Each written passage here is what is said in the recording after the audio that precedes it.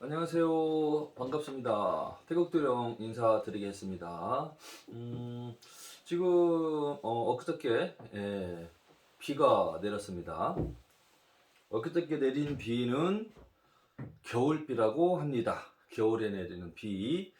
대부분 겨울은 이제 눈이 내리죠. 눈이 내리고 그런데 이제 비가 왔습니다. 그만큼 날씨가 이제 풀렸다는 이야기고 온도가 영상으로 올라갔다는 이야기입니다. 입춘, 봄이 들어오는 입춘을 며칠 앞두고 이렇게 이제 비가 내리는데 그래도 이제 겨울은 어쨌거나 이제 점점 막바지로 향해서 가고 있고 마지막 쪽으로 향해서 가고 있고 봄은 다가오고 있고 그래도 이러다가 어쩌다가 갑자기 한파가 오기도 하기는 합니다. 많은 봄이 오는 것을 막을 수는 없지요. 그동안에는 추위가 영하권 추위가 보통 3한 4온에서 평균적으로 3일 춥고 4일은 따뜻하고 그런 계절을 보이는데 우리 그 대한민국이 올해 겨울은 3한 4온이 아니라 아마 5한 2온, 그러니까 한 5일 6일 춥고 하루 이틀 따뜻했다가 5일 정도 6일 정도 춥고 한 하루 이틀 따뜻했다가 그렇게 갔던 것 같은데 그 영향으로 인해서 여기 천부람에 밖에 있는 외부 화장실 변기가 물이 얼어서 제가 여기 이제 산에 와서 처음 사는 관계로 대비를 못했죠. 예측도 못했고 변기가 깨졌습니다. 변기물이 깨져서 다 금이 나서 짝짝 갈라져서 그 변기 그 뒤에 물통이 있잖아요. 거기서 스위치를 내리면 그 뒤쪽에 물이 차였던 게 스위치를 내리면 그게 속에서 마개가 딱 들리면서 물이 쫙 빠져나가면서 그 이제 그 물을 내리게 되는 그런 방식인데 그 뒤에 있는 그 물통이죠. 물통. 그게 얼어서 이 얼음이 불어나죠. 쉽게 말하면은 냉장고에 이런 물을 꽉 채워서 냉동실에 넣으면 이게 땅땅해지면서 부해지면서 빵빵해집니다. 이 상태에서 얘는 찌그러집니다. 부하게 부은 것처럼. 그리고 어떤 거는 여기가 터집니다. 쉽게 말하면 뭐가 물이 그렇게 얼어도 부피가 커지나 봐요. 어쨌거나 결론은 변기가 다 깨져서 화장실을 또 새로 공사를 해야 되는 일이 또 발생이 됐네요. 그냥 물만 얼고 그냥 넘어갈 줄 알았긴 했는데 얼 거라고는 생각은 했죠. 외부에 있으니까. 근데 그렇게 변기가 다 깨질 줄은 좀 제가 상상도 못했죠. 이거는 뭐 어차피 과학이니까 어쩔 수 없는 거죠. 그냥 제가 받아들여야 될 운명이고 근데 내년 겨울에는 그 변기가 깨지지 않도록 확실하게 대비를 하겠지요. 이렇게 경험을 하면서 대비를 하게 되고 준비를 하게 되고 발전을 하게 되는 게 세상살이가 아닌가 생각을 합니다. 그런 것처럼 사람의 사주팔자도 미리 알고 예측을 한다면 안 좋은 것은 피해갈 수 있겠죠. 좋은 것은 또 장점이 돼서 극대화시킬 수 있고 그런 점에서 볼 때는 사주팔자 운명을 미리 알고 있다면 도움이 많이 될 거라고 생각을 합니다. 뭐 사주팔자 또 뭐 전본다고 하죠. 전본다 운명 예측을 하는 게 전본다라는 뜻인데 사주 명리학을 풀어서 보는 방법이 있고 영적인 신들 조상신들이 몸에 들어와서 점을 쳐주는 경우도 있습니다만은 그게 이제 신점과 이제 뭐 철학 그렇게 이제 분류를 할 수 있죠. 신점으로 점을 치느냐, 철학으로 점을 치느냐, 뭐 어떤 게 좋다, 어떤 게 낫다라고는 할 수는 없지만 일단은 각자의 장점과 단점은 있습니다. 신점을 쳐서 아무것도 없는 정보가 없는 상태에서 뭐 여러 가지를 맞추어 낸다면 좀 아주 관심도 가고 재밌죠. 그런데 엉뚱한 소리하고 겁을 주거나 이제 거짓말을 꾸며서 점을 치는 무당들이 많아서 이제 그게 조금 문제거리는 되죠. 신점 치는 무당들이 제대로 신점을 치는 무속인은 지금 뭐 한 30%나 될까? 대한민국 무당 중에 30%도 안 될 거예요, 아마. 10명 중에 한두 명 빼고는 7명, 8명이 가짜 점을 친다. 그냥 막 던지는 아무 말 대잔치 같은 점을 치는 게 사실입니다. 왜냐하면 신이 진짜 들렸다면은 오는 족족 다 맞추고 점을 쳐야 되는데 사실은 그게 쉬운 일은 아닙니다. 어떨 때는 잘 나오기도 하고 어떨 때는 또 안 나오기도 하고 근데 어떨 때라도 가끔이라도 신점이 잘 나오면 그래도 그나마 다행이에요. 오는 손님 백발백중 잘 나오면 아주 그거는 끝내주는 거고 대박이겠죠. 그런 무당은 과연 어디가 있을까요? 여러분, 대한민국에 있을까요? 제가 30년 가까이 저도 무속인 역술인으로 살았지만 아직까지는 한 명도 만나보지를 못했습니다. 그렇게 신통방통하게 100이면 100명, 10이면 10명 다 쫙쫙쫙 쉽게 말하면 쪽집게라고 하죠. 그런 점을 치는 무속인은 아직까지 한 명도 못 봤습니다. 그래도 쪽집게처럼 잘 맞추는 무속인은 조금 몇 명 보기는 했습니다. 그런 실력을 가진 무속인은 드물더라. 10명 중에 한두 명 뿐이더라. 그럼 100명 중에 뭐 10명, 20명 정도 이외에 통계를 낸다면은 100명 중에 80명은 거의 가짜점을 치고 있다라고 이렇게 보시면 됩니다.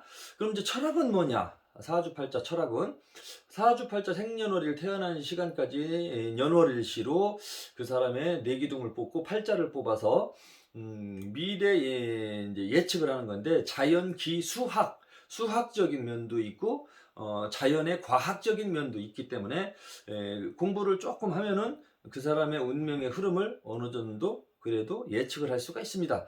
이것 또한 백발백중 100% 맞힐 수는 없습니다. 또 이것도 또한 그래도 얼만큼 많이 알아내서 또 이렇게 인생 상담을 할 수 있느냐 이제 그것이 이제 문제고요. 어쨌거나 신점이냐 철학이냐 장점 단점은 있습니다. 또 사주팔자로 봐도 또 이렇게 신점보다도 더 잘 맞추게 되는 경우도 또한 있으니까요. 어떤 게 딱 더 좋다라고 볼 수는 없습니다. 그러나 이제 두 가지가 믹싱이 돼서 쉽게 말하면 짬뽕이 돼서 볼 수 있다면 더 좋겠죠.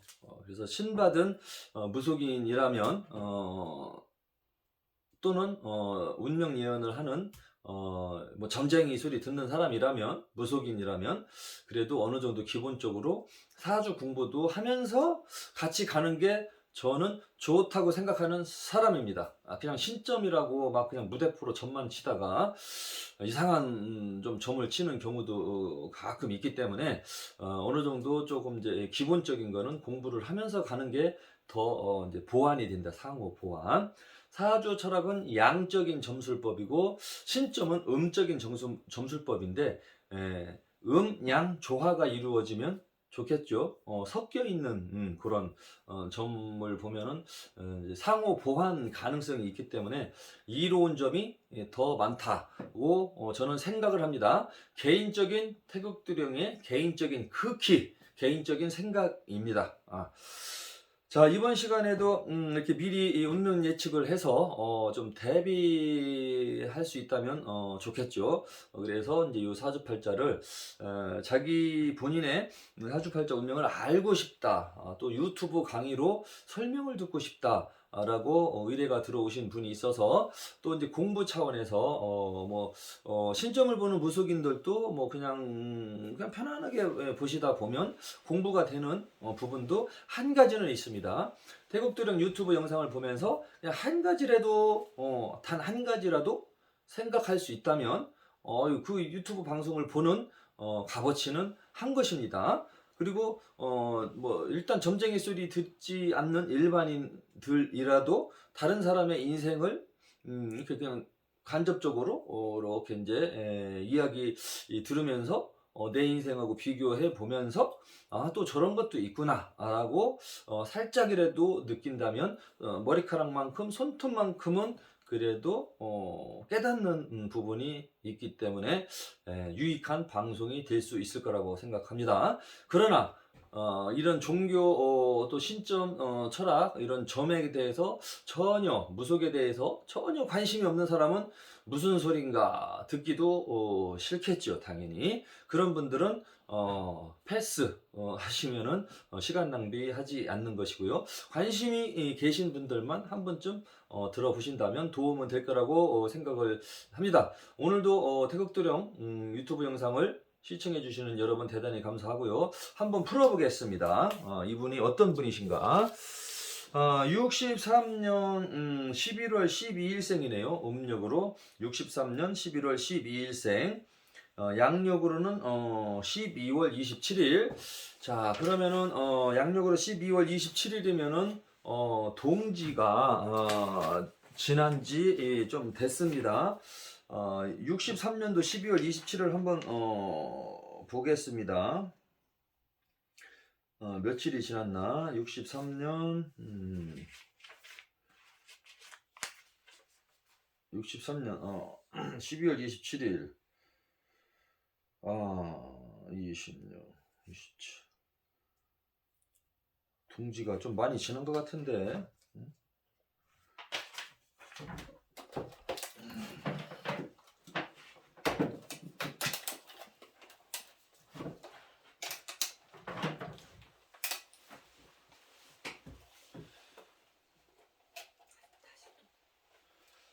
보겠습니다. 12월 27일이면은 동지가 22일날 들어왔네. 22일날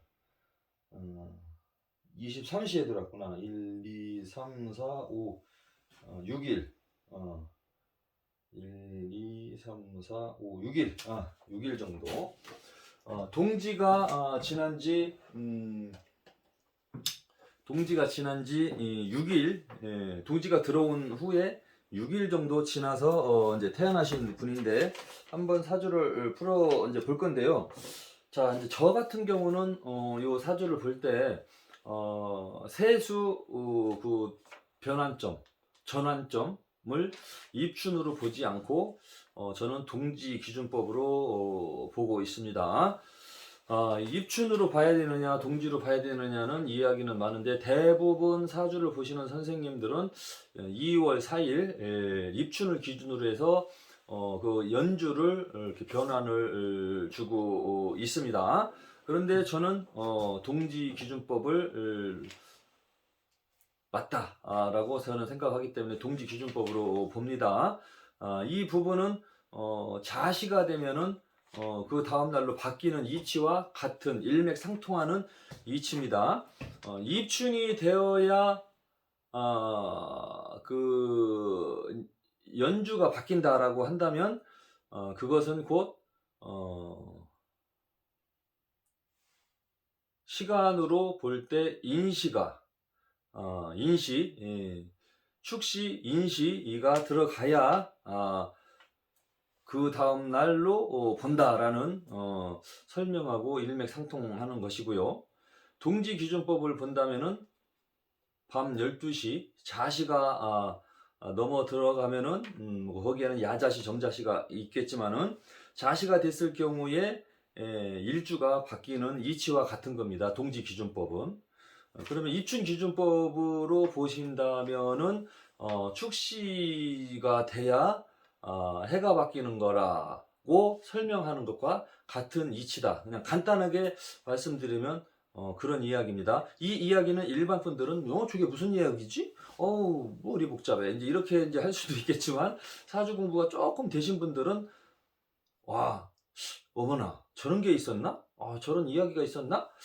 그렇게 관심이 이렇게 훅 들어올 수 있는 그런 이야기입니다. 그래서 저는 논리적으로 봤을 때 공식적으로 논리적으로 봤을 때 밤 12시가 넘어가면은 날짜가 바뀌는 거와 같은 이치로 동지가 넘어가면 연주를 바꿔야 된다. 그러면은 운 흐름이 이제 대운 흐름도 완전히 바뀌게 되고 연주가 바뀌기 때문에 사주팔자 모든 것이 구성이 이제 바뀌게 됩니다. 여기까지만 설명하고 이분의 사주팔자를 한번 풀어보겠습니다. 63년 양력으로 하겠습니다. 63년 양력으로 이것도 안 나오네.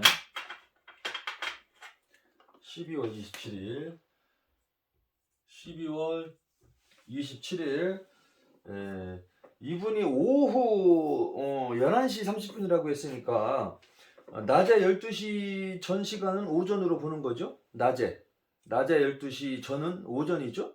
그러면 이분이 오후 11시 30분이면 밤을 이야기했을 겁니다.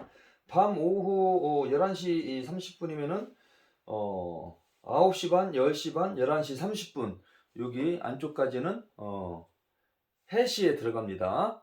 그리고 11시 30분에 이분이 태어났다고 했지만 11시 30분에 뚝 하고 떨어진 건 아니거든요. 태동 시간을 봤을 때는 밤 11시 뭐 10시 30분, 10시 40분, 10시 50분 뭐 11시 넘고 10분, 20분 하면서 태어났을 거란 말이죠. 그래서 태어나서 보니까 11시 30분 딱 됐겠죠.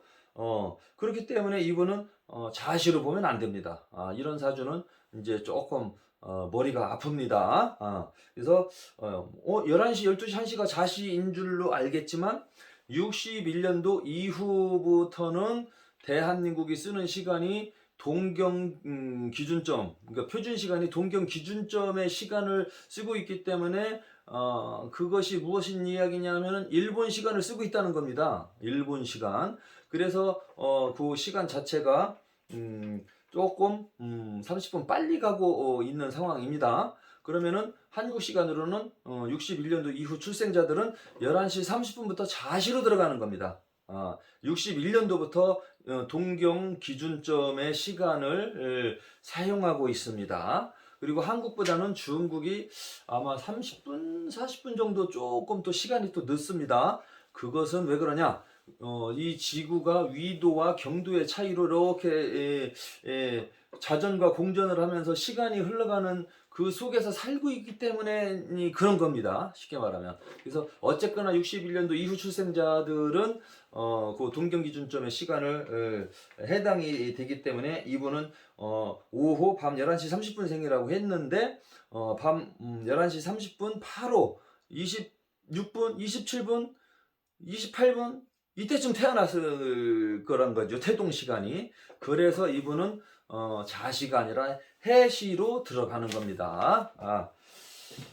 그렇게 해서 이제 사주를 한번 풀어보겠습니다. 아마 이게 무슨 얘기하는 건가? 아마 머리가 조금 복잡하실 수 있습니다. 근데 이제 공부가 되신 분들은 그렇구나. 그런 얘기가 있구나. 이렇게 사주팔자가 지금 나왔습니다. 이분이 사주팔자가 나왔고, 그래서 이분은 개묘생 토끼띠가 아닙니다. 개묘생 토끼띠가 아니고 동지가 넘어서 태어났기 때문에 갑진년 용띠의 운이 이미 6일 전에 들어온 겁니다. 동짓날. 그래서 이분은 어디 가면은 음력으로는 토끼띠 11월 12일입니다. 그래서 토끼띠로 볼 겁니다. 그러나 동지 기준법으로 이렇게 이 사주를 본다면 동지가 넘어서 6일 정도가 지났기 때문에 이분은 개묘생 토끼가 아니라 갑진년 용띠의 팔자를 가지고 나왔습니다. 아마 이거를 의뢰하신 고객님께서도 처음 듣는 이야기일 것입니다.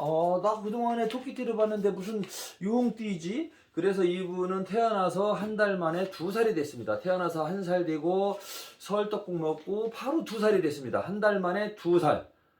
30일 만에 여러분 2살을 먹었다. 이게 얼마나 억울하겠습니까? 그래서 이분은 상황상 정황상 수학적으로 과학적으로 자연기수학적으로 볼 때 2022년 이민년에 이제서 60세가 되신 겁니다. 개미생 토끼띠가 아닙니다. 그리고 대운수는 3으로 나옵니다. 3. 이렇게 이제 사주팔자가 나왔고요. 이 상태에서 이제 또 대운을 써줘야 지금 이제 개묘년의 띠하고 갑진년의 띠하고는 대운이 완전히 역행을 합니다. 역행 완전히 바뀝니다. 근데 아무튼 동지기준수법으로 저는 사주를 보기 때문에 이 상태로 가겠습니다. 개부터 이제 여자니까 이제 양의 기운을 가졌기 때문에 여기 월주부터 이제 역행으로 가는 겁니다. 개 다음에 갑 다음에는 개죠. 역행으로 가니까 개, 임, 신, 경, 기, 무, 정, 병 이렇게 갑니다. 자부터 거꾸로 해, 술, 유, 신, 미, 오, 사, 진. 이렇게 이제 나오고 3대운이니까 3, 13, 23.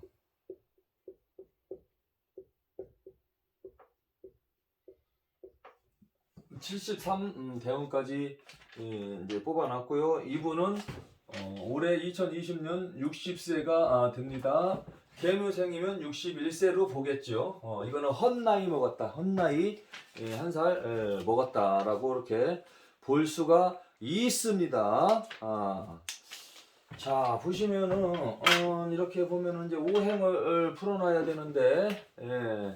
오행을 풀어놔야 되는데 이분이 갑진일에 태어났기 때문에 목의 기운을 태어났습니다. 그럼 갑진년이잖아. 여기 또 갑목 있고 갑자월이네. 아이고 여기 또 갑목이 있네. 시간을 보니까 을해시네. 을목이 있고 여기는 지는 토가 되겠죠. 갑자의 자는 수, 갑진의 지는 또 토, 그리고 을해의 해는 수. 이렇게 이제 오행으로 사주가 이렇게 이제 분석이 됐습니다. 이렇게. 자, 여기에서 보면은 이분이 갑진일에 태어났는데 이 진토가 이게 이제 재가 되겠죠. 편재가 됐는데 여기서 눈에 들어오는 것이 재가 이제 정재는 없고 정제는 그 비토가 들어 있어야 되는데 음토가 있어야지 정제인데 음토는 없고 양토가 지금 들어 있는데 이 편제는 지금 이제 갑진일에 이렇게 진토인데 이게 부친이거든요. 이렇게 부친이 큰 수술이나 사고로 돌아가실 수 있는 이렇게 백호살이 지금 들어 있습니다. 제가 사실 여기 밑에 지지에 있는 12신살, 12신살은 저는 웬만하면은 그냥 몇 개, 한두 개 정도, 두세 개 정도만 참고를 하고 12신살은 저는 그냥 보지 않는, 안 보는 그런 스타일인데 12신살은 뭐 어차피 뭐 이렇게 뭐 뽑지도 않았지만 근데 사주 자체에 들어있는 그 살은 제가 이제 그런 거는 참고를 하죠. 근데 갑진일이면은 백호살이 들어있기 때문에 이분의 아버지 제가 백호살이 들어있는 관계로 인해서 일단은 좀 갑자기 돌아가시든지 아니면 큰 수술을 하게 되신다든지 그러한 운명이 지금 이렇게 발견이 됐고요. 그 다음에 갑진일에 이 진토가 이게 이제 남편궁이거든요. 남편 자리가 백호가 들어와 있기 때문에 남편도 역시 이 수술이나 사고 남편 되시는 이분의 이경숙이라는 분인데 이분의 남편 되시는 분도 수술수와 사고수를 좀 조심을 하셔야 되고 그리고 혹시라도 수술을 하고 액땜을 하고 넘어가셨다면은 그냥 다행인 건데 액땜을 하지 않고 그런 경험이 없는 분들은 어느 날 이렇게 좀 사고가 일어날 수도 있고 또 수술도 할 수도 있는 그런 그 암시를 하고 있는 사주입니다. 그냥 어느 정도 예측을 해서 이제 조심하자는 차원이기 때문에 그냥 그 참고하는 게 좋습니다. 뭐든지 점은 너무 맹신하면 좀 좋은 건 아닙니다.